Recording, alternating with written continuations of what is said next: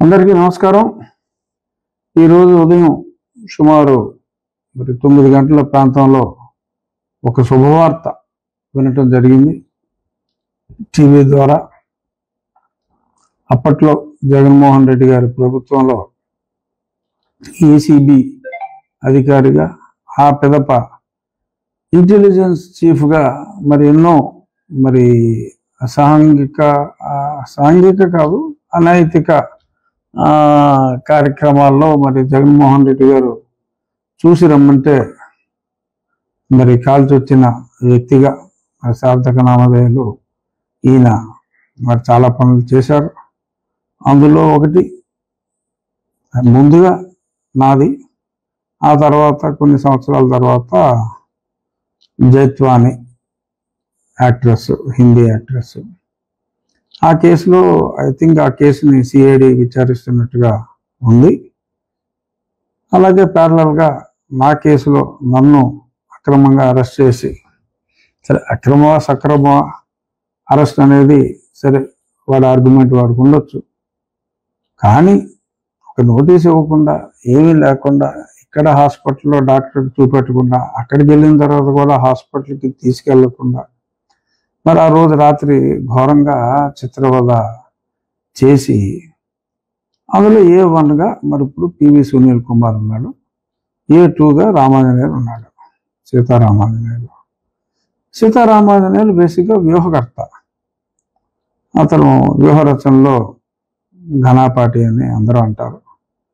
PV Sunil Kumar కూడా ఏదో పనులు చేయటంలో ఎప్పుడూ ముందుంటాడు.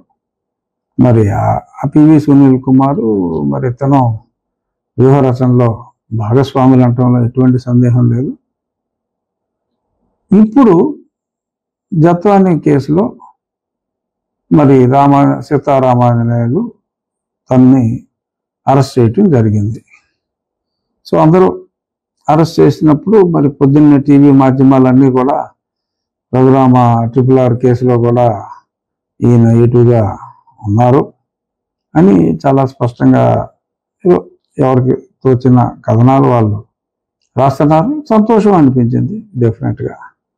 కానీ ఎక్కువ మంది నన్ను అడుగుతున్న ప్రశ్న, చాలా ఫోన్లు వచ్చినాయి, అందరికీ సమాధానం మళ్ళీ ఫోన్లలో చెప్పకుండా ఈ రకంగా మీడియా మాధ్యమం ద్వారా తెలియచేద్దాం అనుకుంటున్నా. పివి సునీల్ కుమార్ను కూడా ఇప్పటికే చాలా ఆలస్యమైంది, కనీసం మాట వరుసకు కూడా పిలవటం జరగలేదు. నో డౌట్ ఒంగోలు పోలీస్ అధికారులు ఒక క్రమ పద్ధతిలో విచారణ చేస్తున్నారు. కానీ దెబ్బలు తిన్నాడు నాలాంటోడు అట్లీస్ట్ మోటారు వాహనం అంటే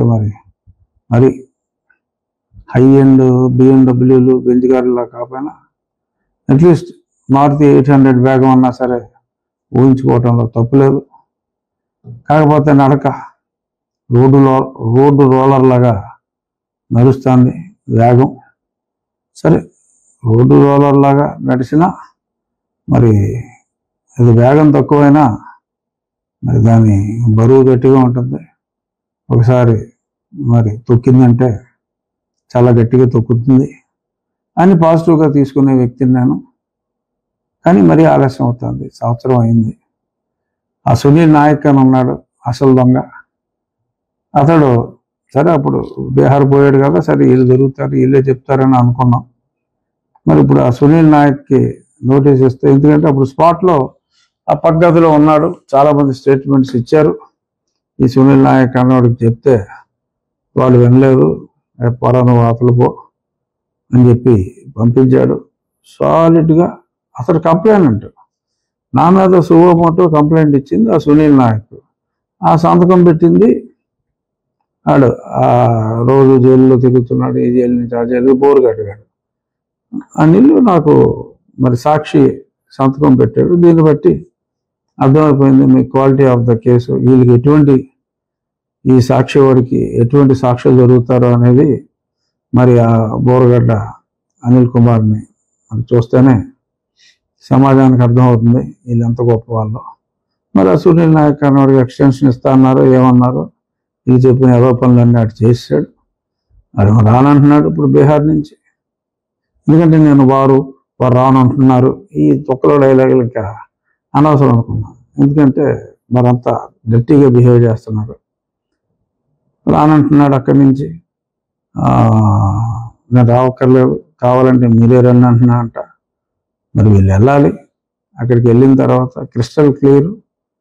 మరి ఎలా అయితే ఈ ఆఫీసర్ని సీతారామాంజనేయులు IPS మరి ఎలా అయితే అరెస్ట్ చేశారో మరి అదే బాటలో ఇప్పుడు వేగం పుంజుకుంది. సో వేగం పుంజుకుంది కాబట్టి ఇదే వేగంతో మరి మా కేసు కూడా, ఎందుకంటే నేను బాధితుడిని, నన్ను చెతకు కొట్టారు, నా పరిస్థితి అందరూ కళ్ళారా చూశారు. ఎందరో నాయకులు ఎన్నో సమావేశాల్లో చెప్పారు. మిలిటరీ హాస్పిటల్ రిపోర్ట్లు ఉన్నాయి. అయినప్పటికీ మరి ఇంకా చేశారు. ఇద్దరిని అరెస్ట్ చేశారు. సరే వాళ్ళు బయటకు వెళ్ళిపోయారు. 90 రోజుల దగ్గర పడింది. సరే ఈవిడేమో దొరకలేదు. ఒక మహిళ అయినా సరే మరి ఆవిడ భలే తప్పించుకుంది. సుప్రీంకోర్టులో టెంపరీగా ప్రొటెక్షన్ దొరికింది. రేపు 24వ తారీఖు అంటే ఎల్లుండు మళ్ళీ విచారణకు వస్తుంది. మరి విచారణలో మరి ప్రొటెక్షన్ వస్తే ఆవిడకి మెమరీ రాదు. ప్రొటెక్షన్ ఒకరోజు ఆపినా మరి ఆవిడకి తప్పకుండా అన్ని గుర్తొచ్చేస్తాయి. అందులో ఎటువంటి సందేహం లేదు.